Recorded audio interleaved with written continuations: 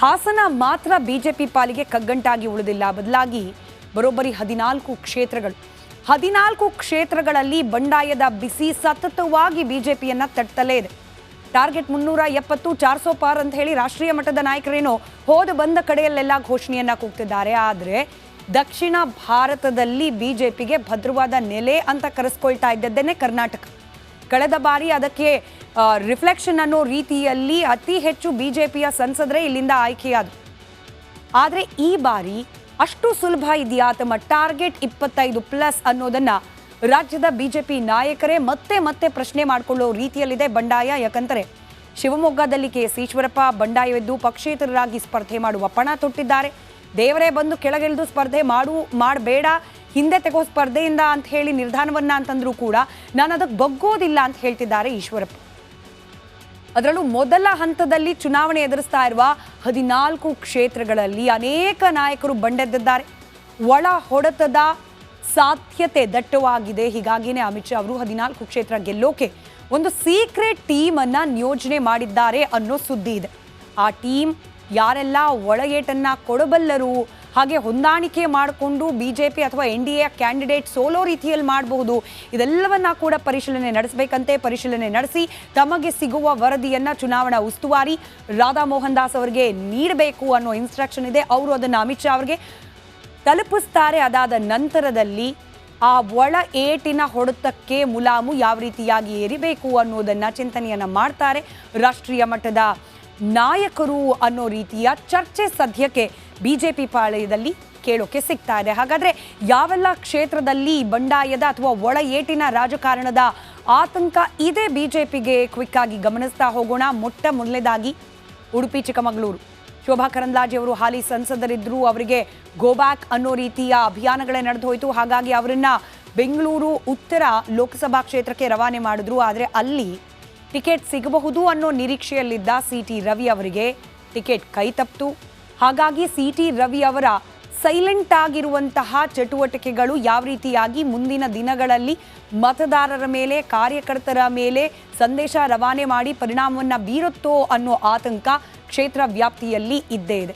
ಇದರ ಜೊತೆಗೆ Hassan ನಾವೀಗಷ್ಟೇ in detail ಆಗಿ ಗಮನಿಸಿದ್ವಿ. ಹಾಸನದಲ್ಲಿ ಏನೆಲ್ಲ ರೀತಿಯ ಚಟುವಟಿಕೆ ಆಗ್ತಾ ಇದೆ ಅಂತ ಹೇಳಿ. ಮೈತ್ರಿ ಸುತರಾಮ್ ಇಷ್ಟ ಇಲ್ಲದ ಪ್ರೀತಮ್ ಗೌಡ ಅವರು ಒಂದು ಕಡೆ ಆದರೆ ಮತ್ತೊಂದು ಕಡೆಯಲ್ಲಿ ಆಕಾಂಕ್ಷಿತರಾಗಿದ್ದ ಸಿಮೆಂಟ್ ಮಂಜು ಇಬ್ಬಿಬ್ಬರು ನಾಯಕರು ಈ ಮೈತ್ರಿ ವಿಚಾರದಲ್ಲೂ ಕೂಡ ಅಸಮಾಧಾನ, ಹಾಗೆ ಆಯ್ಕೆಯಾಗಿರುವ NDA ಕ್ಯಾಂಡಿಡೇಟ್ ವಿಚಾರದಲ್ಲೂ ಕೂಡ ಅಸಮಾಧಾನ. ಹೀಗಾಗಿ ಹಾಸನದ ಗೆಲುವಿಗೂ ಕೂಡ ಈ ಒಳ ಏಟಿನ ರಾಜಕಾರಣ ಎಫೆಕ್ಟ್ ಮಾಡಬಹುದು ಅನ್ನೋ ಆತಂಕ ಬಿಜೆಪಿ ಪಾಳ್ಯದಲ್ಲಿ ಇದ್ದೇ ಇದೆ. ಹೀಗಾಗಿ ಈ ಕ್ಷೇತ್ರದಲ್ಲಿ ಆಗ್ತಾ ಇರುವ ಎಲ್ಲ ಚಟುವಟಿಕೆಗಳನ್ನು ಮಾನಿಟರ್ ಮಾಡುತ್ತಂತೆ ಆ ಸೀಕ್ರೆಟ್ ಟೀಮ್, ಅಮಿತ್ ಶಾ ಅವರು ಹೇಳಿರುವ ಸೀಕ್ರೆಟ್ ಟೀಮ್.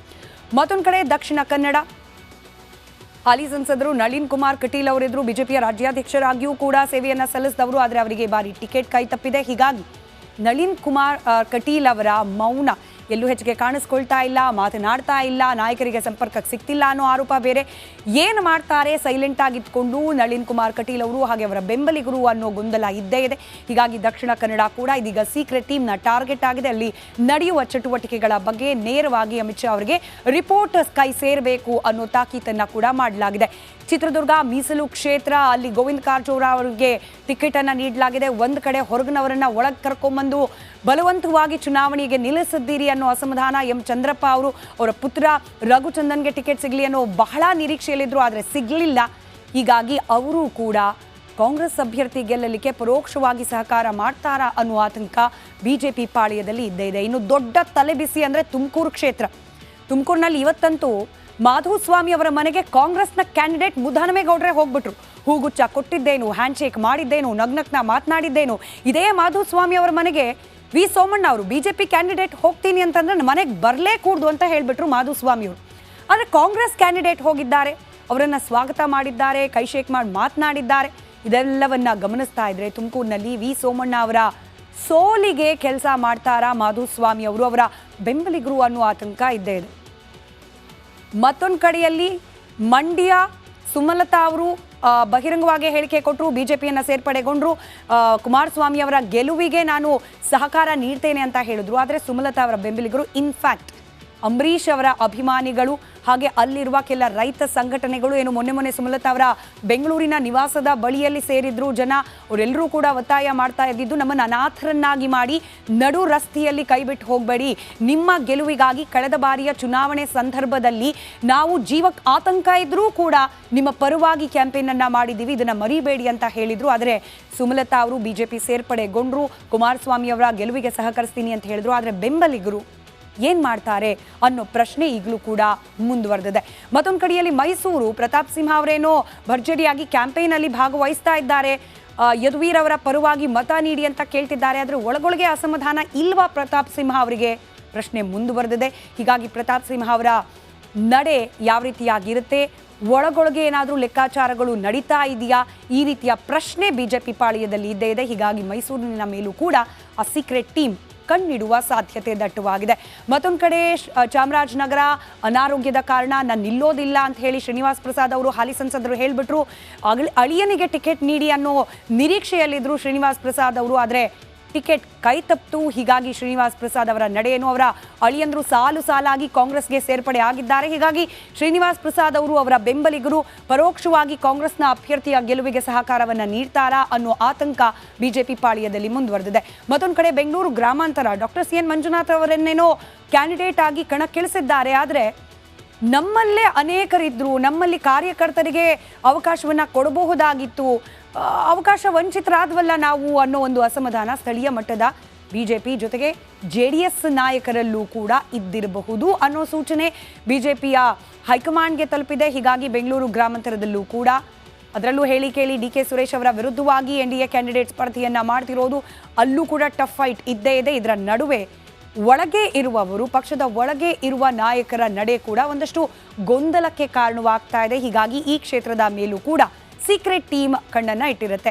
ಇನ್ನು ಬೆಂಗಳೂರು ಉತ್ತರ ಶೋಭಾ ಕರಂದ್ಲಾಜೆ ಅವರ ಸ್ಪರ್ಧೆಯಿಂದ ಬಿಜೆಪಿಯ ಅನೇಕ ನಾಯಕರು ಆ ಭಾಗದಲ್ಲಿ ಅಸಮಾಧಾನವನ್ನ ಬಹಿರಂಗವಾಗಿ ಹೊರಹಾಕ್ತಿದ್ದಾರೆ. ಅದರಲ್ಲೂ ST ಸೋಮಶೇಖರ್ ಅವರು ಆಲ್ರೆಡಿ ಕಾಂಗ್ರೆಸ್ ಕಡೆಗೆ ಒಂದು ಹೆಜ್ಜೆ ಇಟ್ಟೇ ಬಿಟ್ರು ಅನ್ನೋ ರೀತಿಯಲ್ಲಿದ್ದ ST ಸೋಮಶೇಖರ್ ಅವರು ಈ ಕ್ಷಣದವರೆಗೂ ಕೂಡ ಶೋಭಾ ಕರಂದ್ಲಾಜೆ ಅವರ ಪರವಾಗಿ ಕ್ಯಾಂಪೇನ್ ಮಾಡುವ ಅಥವಾ ಅವರ ಪರವಾಗಿ ಮಾತನಾಡುವ ಪ್ರಯತ್ನಕ್ಕೇನೇ ಮುಂದಾಗಿಲ್ಲ. ಹೀಗಾಗಿ ST ಸೋಮಶೇಖರ್ ಅವರ ನಡೆ ಏನಾಗಿರುತ್ತೆ ಅನ್ನೋದು ಸದ್ಯಕ್ಕೆ ದೊಡ್ಡ ಗೊಂದಲ.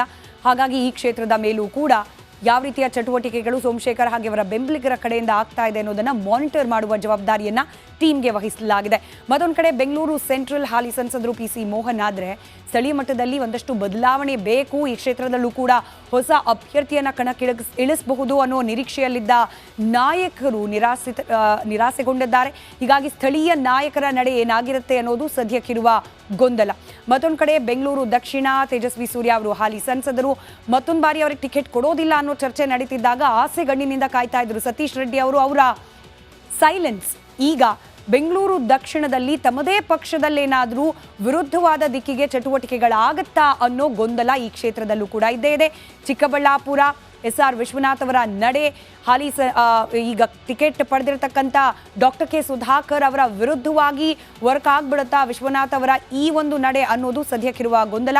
ಮತ್ತೊಂದು ಕಡೆ ಕೋಲಾರ ಮೈತ್ರಿ ಅಭ್ಯರ್ಥಿಯಾಗಿ ಅಲ್ಲಿ ಮಲೇಶ್ ಬಾಬು ಅವರು ಕಣಕ್ಕಿಳಿದಿದ್ದಾರೆ. ಆದರೆ ಬಿಜೆಪಿಯಲ್ಲೇ ನಾಯಕರಿದ್ರು, ಬಿಜೆಪಿ ಕೊಡಬಹುದಾಗಿತ್ತು, ಹಾಲಿ ಸಂಸದರು ಕೂಡ ಬಿಜೆಪಿಯವರಿದ್ರು, ಯಾಕೆ ಕೊಡಲಿಲ್ಲ ಅನ್ನೋ ಆ ಒಂದು ಮುನಿಸು ಸ್ಥಳೀಯ ನಾಯಕರ ನಡೆ ಬಗ್ಗೆ ಇರುವ ಗೊಂದಲ ಕೋಲಾರದಲ್ಲೂ ಕೂಡ ತಲೆ ಬಿಸಿಯನ್ನ ತಂದೊಡ್ಡಿದೆ ಬಿಜೆಪಿಯ ನಾಯಕರಿಗೆ. ಹೀಗೆ ಸಾಲು ಒಟ್ಟಾರೆ 14 ಕ್ಷೇತ್ರಗಳಲ್ಲೂ ಕೂಡ ಒಂದಲ್ಲ ಒಂದು ರೀತಿಯ ಗೊಂದಲಗಳು ಮುಂದುವರೆದಿರೋದ್ರಿಂದ ಎಷ್ಟೋ ಕ್ಷೇತ್ರಗಳ ಮೇಲೆ ಕಣ್ಣಿಡುವ ಪ್ರಯತ್ನವನ್ನ ಈ ಸೀಕ್ರೆಟ್ ಟೀಮ್ ಮಾಡ್ತಾ ಇದೆ.